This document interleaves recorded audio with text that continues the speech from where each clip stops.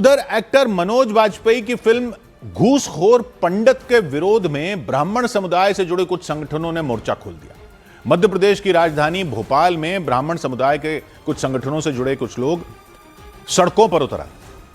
उन्होंने फिल्म के नाम पर सवाल उठाए और इसे ब्राह्मण समुदाय के अपमान से जोड़ दिया। हाथों में पोस्टर लेकर पहुंचे लोगों ने जमकर नारे लगाए। जब जब ब्राह्मण बोलेगा सिंहासन डोलेगा, जय जय परशुराम। इस बवाल की शुरुआत तब हुई जब मनोज वाजपेयी की आने वाली फिल्म घूसखोर पंडित का टीजर रिलीज हुआ। यह फिल्म ओटीटी प्लेटफॉर्म नेटफ्लिक्स पर आएगी, लेकिन फिल्म के टाइटल यानी उसके नाम को लेकर ब्राह्मण समुदाय के उन संगठनों के लोग भड़क गए।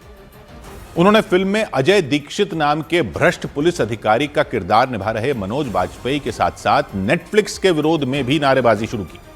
नेटफ्लिक्स हाय हाय, नेटफ्लिक्स हाय हाय, नेटफ्लिक्स हाय हाय। भोपाल में हुए इस प्रदर्शन में ब्राह्मण समुदाय के इन संगठनों के लोग अपने साथ कुछ बच्चों को लेकर भी पहुंचे। उनके हाथों में भारत में नेटफ्लिक्स की डायरेक्टर रुचिका कपूर शेख और मनोज वाजपेयी की तस्वीरों वाले पोस्टर दिखे। उन तस्वीरों पर लाल रंग से क्रॉस बनाया गया था, नीचे मुर्दाबाद लिख दिया गया।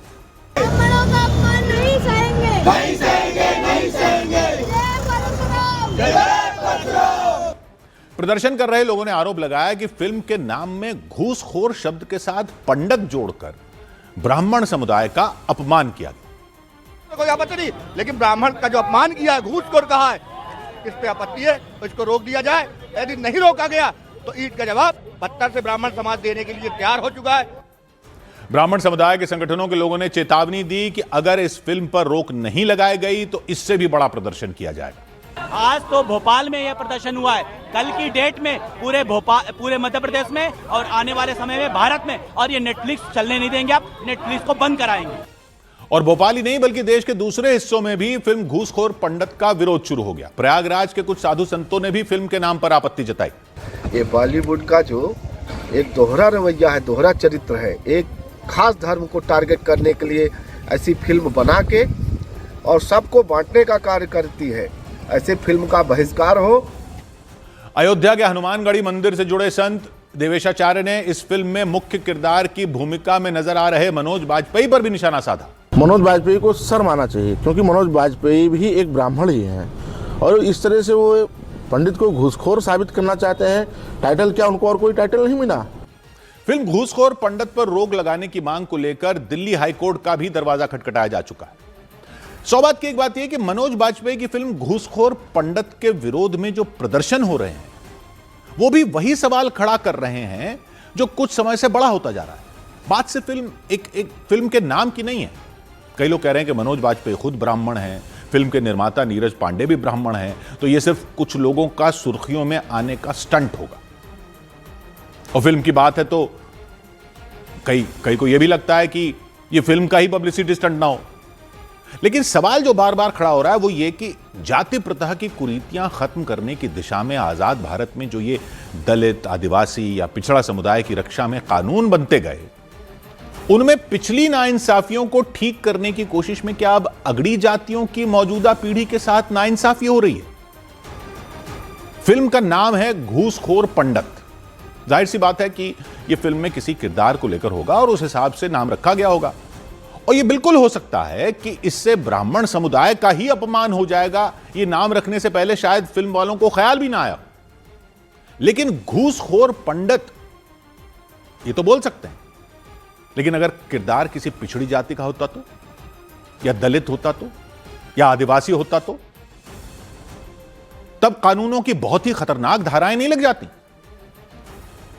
ये कानून इसलिए बने हैं ना कि सदियों से जो ये जातिवाद चल रहा है वो कितना आम भाषा तक में रच बस गया था कि उसको अब दूर किया जाए और उसके प्रति संवेदनशीलता बने, इसलिए बने ना कानून।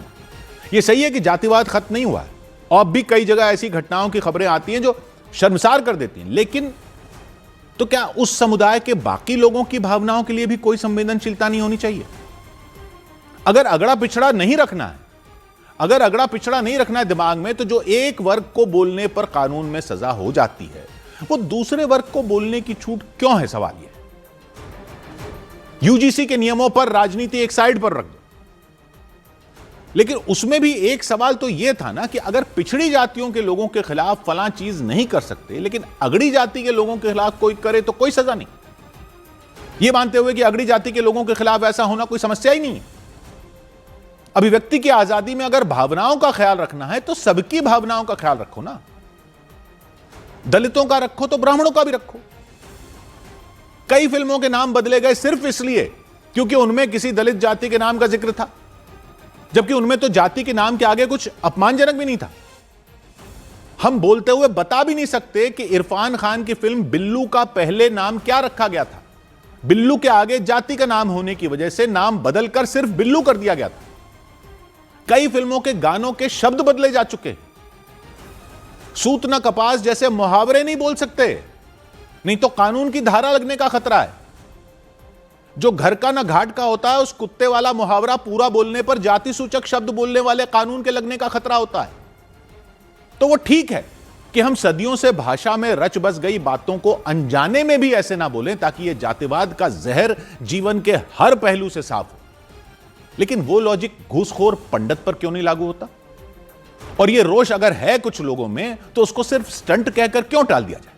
100 बात की एक बात।